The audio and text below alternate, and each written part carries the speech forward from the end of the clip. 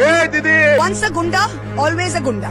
अभी हम मछली भात ही खाने जा रहे हैं। स्वामी विवेकानंद ने कहा था, तुम मुझे खून दो, मैं तुम्हें आजादी दूंगा।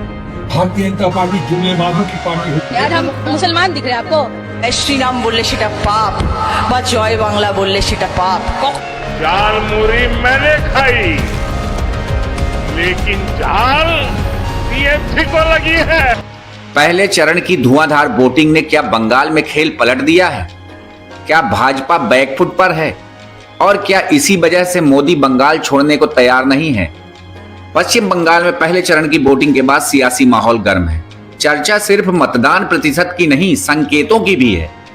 कहा जा रहा है कि पहले चरण ने भाजपा खेमे की चिंता बढ़ा दी है।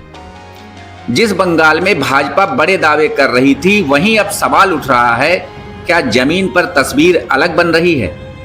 प्रधानमंत्री मोदी लगातार बंगाल में डटे हुए हैं, लेकिन बड़ा सवाल यही है, आखिर क्यों?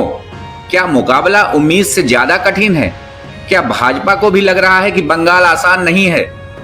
उधर ममता बनर्जी के अपमान का मुद्दा बंगाल की राजनीति में भावनात्मक मुद्दा बन चुका है। तृणमूल इसे सिर्फ राजनीतिक हमला नहीं, बंगाल के सम्मान का सवाल बना रही है। आदरणीय गृह मंत्री जी, आज आपने पूरे देश के सामने स्पष्ट कर दिया कि क्यों आप आज तक बंगाल जीत नहीं पाए और आगे जाकर भी बंगाल जीत नहीं पाएंगे। যতই করো হামলা আবার জিতবে বাংলা। 4 তারিখে কাউন্টিং হবে, 1 2 3 4 बीजेपी হবে হার। देखिए, हमारी तो पहले से ही उनसे लड़ाई है।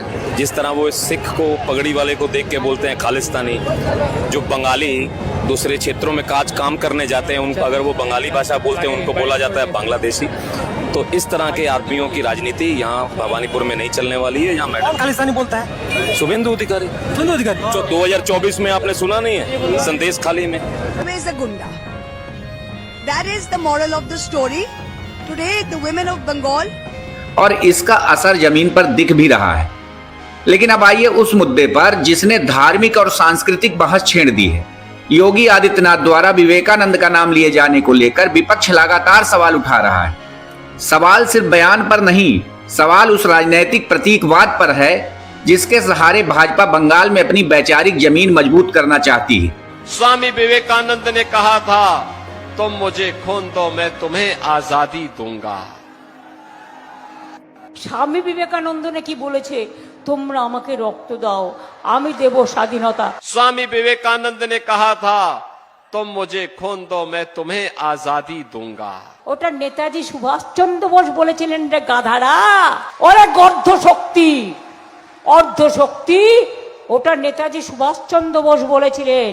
विपक्ष पूछ रहा है, जो पार्टी स्वामी विवेकानंद के नाम पर राजनीति करती है, क्या उसे उनके विचारों और इतिहास पर इतनी चूक करनी चाहिए?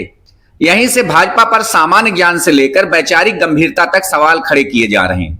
और इसी बीच मंगलवार को भाजपा नेताओं के मछली खाने की तस्वीरों और दावों ने एक और बहस छेड़ दी है। विपक्ष कह रहा है, जो पार्टी लगातार धार्मिक आस्था की राजनीति करती है, वो खुद प्रतीकों को लेकर दोहरा रवैया क्यों दिखा रही है? मंगलवार, जिसे करोड़ों लोग आस्था से जोड़ते हैं, उस दिन मछली खाने को लेकर धार्मिक मतदाताओं में चर्चा तेज बताई जा रही है। सवाल उठ रहे हैं, क्या भाजपा की सांस्कृतिक राजनीति पर यही मुद्दे उल्टा असर डाल सकते हैं? बंगाल जैसे राज्य में, जहां संस्कृत, धर्म और क्षेत्रीय अस्मिता तीनों राजनीति को प्रभावित करते हैं, ऐसे मुद्दे छोटे नहीं माने जाते। अभी हम मछली भात ही खाने जा रहे हैं। मछली भात बनल बा, उहे खाई बाज हम। यही वजह है कि विपक्ष इन दोनों मुद्दों, योगी विवाद और मंगलवार मछली विवाद, को भाजपा के खिलाफ बड़े नैरेटिव में बदलने की कोशिश कर रहा है। उधर भाजपा ममता बनर्जी का जनाधार कम करने में सफल होती नहीं दिख रही, ऐसा विपक्ष दावा कर रहा है। बल्कि चुनाव आयोग द्वारा वोटरों के नाम हटाने के आरोपों से नाराज जनता और ज्यादा जोश के साथ मतदान करती नजर आई। कई जगह चर्चा है, नाराज मतदाता इस बार चुप नहीं है, बल्कि जवाब वोट से देना चाहता है। तृणमूल नेता लगातार भाजपा को घेरे हुए हैं और जनता भी उनका साथ देती दिख रही है। भाजपा की सभाओं से भीड़ गायब होने के आरोप अब विपक्ष का बड़ा चुनावी हथियार बन चुके हैं। सवाल यह भी है, क्या भाजपा का बंगाल मिशन जमीन पर कमजोर पड़ रहा है? क्या पहले चरण ने बता दिया कि लड़ाई भाजपा के सोचे से कठिन है? और सबसे बड़ा सवाल, क्या मोदी जी रिजल्ट तक बंगाल नहीं छोड़ेंगे? क्योंकि अगर सब कुछ नियंत्रण में है तो इतनी लगातार मौजूदगी क्यों? क्या यह रणनीति है या चिंता?